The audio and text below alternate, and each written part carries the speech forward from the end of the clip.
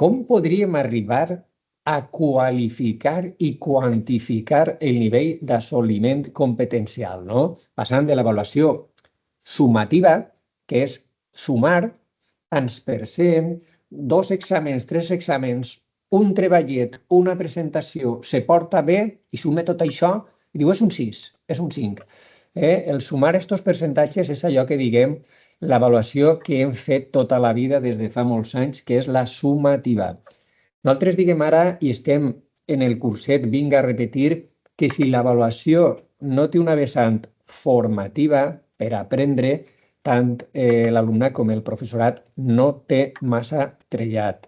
I així com abans jo tenia examen 1, examen 2, examen 3. A on jo dic examen, sumeu. Examen, presentació oral, treball que presente. O teníem tema 1, tema 2, tema 3, unitat didàctica 1, unitat didàctica 2, unitat didàctica 3. Ara tenim la gran escenografia del mecanisme d'ensenyament-aprenentatge que sabeu que es diu en els elements del currículum. Està anomenada, descrita, explicada i estan totes les assignatures, àmbits del decret, del Real Decret com de la concreció autonòmica, situació d'aprenentatge. La programació és una mena de diferents situacions d'aprenentatge que anem enllaçant i si el primer trimestre m'ha donat temps a treballar 2, doncs 2. Si havia plantejat 3 però m'he quedat en 2 o me n'hi en 4, la programació és un document flexible.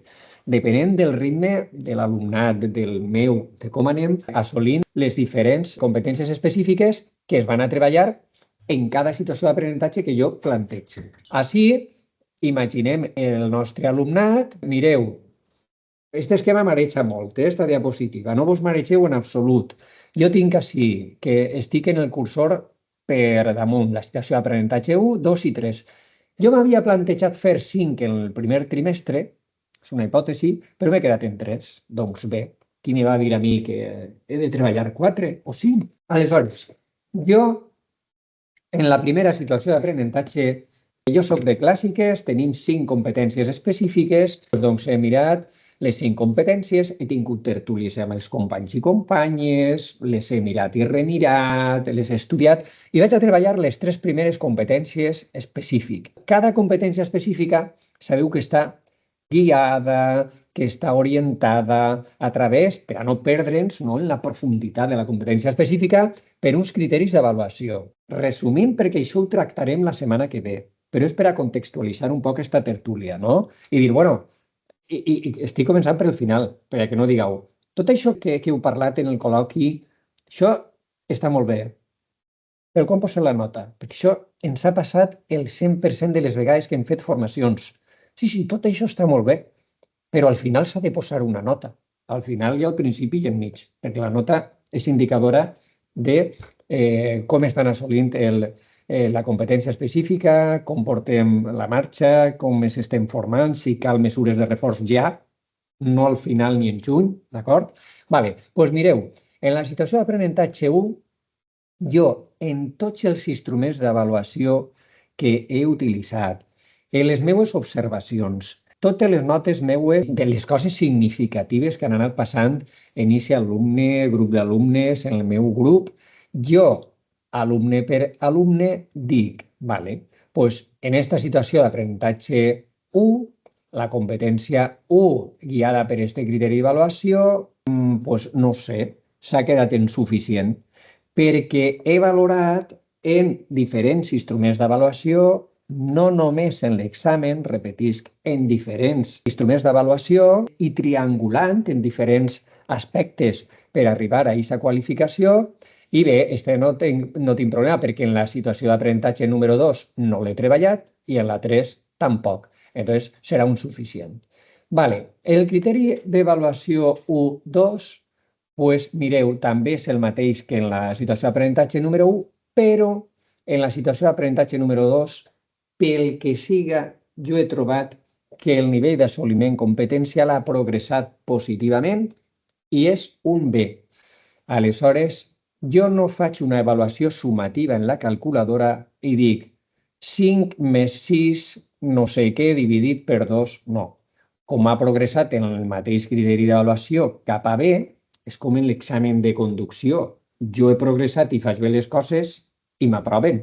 No diuen, no, com tu quan començares vares fer-lo malament i ara ho fas molt bé, agarra la calculadora i te vaig a suspendre. No, el nivell d'aquesta competència guiada per aquest criteri d'avaluació ha anat a B, així que jo posa B. En la primera i segona situació d'aprenentatge, B i B, i en la tercera situació d'aprenentatge té un notable. Així és que està progressant positivament. Vosaltres me direu, però i si recula i té un suficient? Doncs suficient, no passa res, no? Doncs un notable. I així jo en el meu registre que tinc ahí, però vamos, un registre sagrat on consigne l'evolució de cada alumne, doncs en la tercera situació d'aprenentatge, el criteri d'avaluació 1.4 és un B, doncs se queda en B. I aleshores jo dic, doncs la competència específica 1, mireu, tinc un suficient, un B, un notable i un notable. Jo agarro el meu carpesano de notes o la tablet o el rotllo digital que tinga, faig reflexió sobre l'alumne, sobre aquesta competència específica 1 i dic, 2 Bs, se me puja en notable, se me baixa en suficient i jo, com a profe professional que soc, puc decidir el que vulgui decidir, però jo, dins de tota la meva documentació pedagògica, pose un B. Nota de la competència, que és l'única cosa a la que hem d'aspirar a posar. La nota que avalua i intenta avaluar, que no és fàcil perquè la competència és un procés complex, el nivell d'assoliment competencial. Aquesta competència específica farà clic en les competències clau. Mireu, aquestes són les específiques i aquesta fa clic, clic, clic en aquestes competències clau. Això ho posa el decret i se da mero ens el van fer raonar. A vosaltres podríeu deduir-lo, però ja ho teniu deduït. Per a simplificar, competència específica 2 i 3. Al final de la pel·lícula jo tinc un notable i un notable. Mireu, excel·lent notable, me queda en notable, val? Pues si tinc 2 notables i un B, m'és molt fàcil deduir que jo tinc la nota competencial és un notable. Ja sabeu que ara no n'hi ha noms. És un 7, és un 8, doncs ja afinaré. No ens quedem en que la finalitat del procés d'ensenyament-aprenentatge és diagnosticar el notable. La finalitat de l'ensenyament-aprenentatge és ensenyar i aprendre. Però anem a intentar avaluar fins a quin punt estan arribant a assolir el nivell competencial. Quan millor ho fem i la classe estiga motivada en les situacions d'aprenentatge i jo encerto en la diana de programar-les i de posar activitats, tasques, coses que ajuden a treballar-les, doncs millor serà l'assoliment competencial, no? I finalment, si hem dit que fan clic que activen les competències específiques, les clau, doncs si tenim el damero que comentava jo abans i les 8 competències clau que són totes igual d'importants, no estan jerarquitzades, no tenen el numeret, d'acord? Doncs res, tinc així totes les competències clau, així tinc les competències específiques, jo què sé, les que n'hi ha en cada assignatura, i res, jo al final el que faig ara en vertical és, han fet clic així, així, així i allà? Mireu, un exemple. En la competència específica número 1 tinc un B. Recordeu, la 1, un B. Doncs jo ara me'n vaig a la competència específica número 1, i com era un B, si fa clic en esta, en la lingüística, en la de personal social i aprendre a aprendre, en la ciutadana i en la consciència d'expressió cultural, 1, 2, 3 i 4, doncs dic 1, 2, 3 i 4. Si és un B en esta competència 1 i m'han dit que ja n'hi ha gent molt llista, molt espavilada, que m'ha dit que al treballar fa clic en les clau, per això diem que les clau estan en l'estratosfera i hem d'aterrar en les específiques, doncs ja tinc aquestes. I així, automàticament, la 2, notable, doncs jo la 2, que fa clic en esta i en aquestes 3, pam, pam, pam, notable. I així vaig completant este damero que és més complicat d'explicar que després de fer clic, clic, clic, que ja n'hi ha companys i companyes que me passen Excels que fas així en la fletxeta i apareixen ahí ja les notes que ho han fet, no? i n'hi ha moltes aplicacions i coses que se pot fer. Aleshores, jo tinc notable, notable, notable, notable, notable i un excel·lent. Així és que ja era de preveure. Si jo tinc un notable en la meva assignatura, en les competències específiques, és evident que si he fet bé tota l'anàlisi de dades, perquè l'avaluació és arreplegar dades, interpretar-les i emetre el judici de valor el més objectiu possible, que mai serà objectiu al 100%, no? En diferents instruments d'avaluació, per a determinar el nivell de l'assoliment competencial. Doncs, si tenia notable, notable, doncs notable, d'acord? I jo vaig a l'avaluació amb el meu carpesano o tablet digital de quin assoliment competencial té cada alumne en la meva assignatura i puc aportar en la reunió d'equip, quan apareguen les diferents competències clau, quina és la meva aportació com a professor, encara que jo siga de clàssiques, jo dic, bueno, doncs hem fet ahir un treball sobre Anaxàgoras, el matemàtic, i ens ha fet una exposició, un treball, una cosa de flipar, i jo li he posat un notable, un excel·lent. Jo vull que sàpigues, profe de tecnologia de mates, que la meva aportació és esta, no? Tu que vas a puntuar-me a mi, si jo sóc l'especialista de matemàtiques. La graelleta que havies posat abans, que és sobre la qualificació, ja és la part final de l'avaluació, no ens ha d'ocultar tot el treball que hem fet abans. Aquesta avaluació formativa, que també diu el decret, que és superimportant, i sobre la que hauríem de centrar el curs, totes les formacions. L'avaluació formativa és lo fonamental, per a després poder establir aquest judici de valor en format quantitatiu o en format qualitatiu. Sobre la graella que havies posat abans, jo ara en la pràctica, ara que tenim la possibilitat de contar quina és la diferència entre la teoria i la pràctica, trobe que tot se pot millorar sempre, no?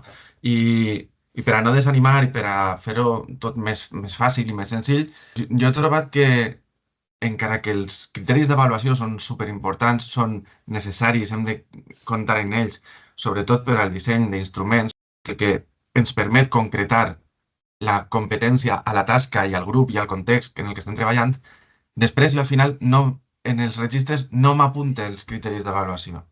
Vull dir, podria fer una avaluació criterial. Vol dir dels criteris d'avaluació. Sí, exacte. I que jo he dividit el trimestre en les 3 situacions d'aprenentatge, o 4 o 5, les que cadascú tinga, que treballarà. Abans, la graella situava quines competències específiques treballava en cada situació d'aprenentatge, però a més desglossava quins criteris d'avaluació treballava per cada competència específica. Bé, jo això ja no el registre. Registre directament el grau d'assoliment de la competència específica que estic treballant en cada situació d'aprenentatge. Pense que al final no cal tanta precisió. El que ens diu el decret és que hem d'avaluar el grau d'assoliment de la competència a través dels seus referents, que són els criteris. Així que jo apunte directament les competències específiques. Si en canvi anem incorporant cosetes que veiem que són competencials, a part de que nosaltres ho estarem fent bé, estarem molt més tranquils perquè sabrem fer una valoració molt més bona. I a més veurem els resultats en els xiquets. És que això és el més satisfactori. Com hem dit abans, costa un poc de fer, costa un poc d'entrar quan portes tota la vida avaluant d'una altra manera, però jo me sent molt tranquil·la perquè trobo que ho tinc tot prou justificat. A veure, m'explico. Quan tu te planifiques un poc aquest tipus d'avaluació, primera que tens un muntó d'informació, perquè estàs fent l'avaluació des del principi, tu vas recollint dades, per tant, tu tens molta informació. Jo què sé, quan tens una reunió en una família o quan te planteges quina valoració fas, jo crec que és més fàcil del que la gent se pense, perquè tens tantes evidències i tant de recull de coses que és que ho tens molt clar. Per aquesta raó, jo crec també que, Carlos, conforme ha comentat abans, a vegades és que no te fa falta valorar el criteri, perquè n'hi ha casos en els que tu tens molt clar si aquest xiquet o aquesta xiqueta té la competència o no, perquè ho has observat molt i tens molt de recull i això t'obliga a estar molt focalitzat i molt, monitoritzant un poquet a tots, que al final és el que fem. Sempre hem fet observació. No és per aquesta raó, sinó perquè havíem de cuidar els xiquets, o sigui, són responsabilitat nostra, no podem deixar que se maten per ahir, no? Però sempre els estem observant. Per tant, és simplement donar-li també aquesta validesa, aquesta part a l'observació. I, clar, per mi és molt més fiable, perquè realment les competències, si ho reflejen tot, reflejen actitud, reflejen tot el que hem dit antes, que ho engloben, totes les evidències que vas agafant apoyen això. Abans el problema que jo veia era que jo havia de tindre en compte només certes coses, doncs ara un control, ara un treball final, ara tal, i després, sobre la nota que jo traia d'ahir, la matisava depenent de l'actitud, de tal, però era com si l'actitud se quedara fora de l'equació, quan no hauria de quedar-se fora de l'equació. Ara tenim una avaluació que ens obliga a tindre-ho tot això en compte, tindre en compte la competència que ho engloba tot i, a més, a tindre en compte el procés. De manera que jo, la valoració que has fet tu, Xavi, antes en l'Excel, que has tret, dius, vale, pues este xiquet té un B en esta competència. No és només algo que ho tragues de l'última valoració de la competència, realment, perquè tu has observat aquest xiquet i has vist en quin punt ha començat i tota l'evolució que ha fet. I tots sabem que no és el mateix. Un xiquet que està fent un superesforç i que veus que ha fet una evolució gran des del principi de curs fins ara, que un altre que potser no ha evolucionat tant. És que el procés és molt important. I, per tant, ara la normativa ens autoritza a validar aquest procés, que és com ha de ser.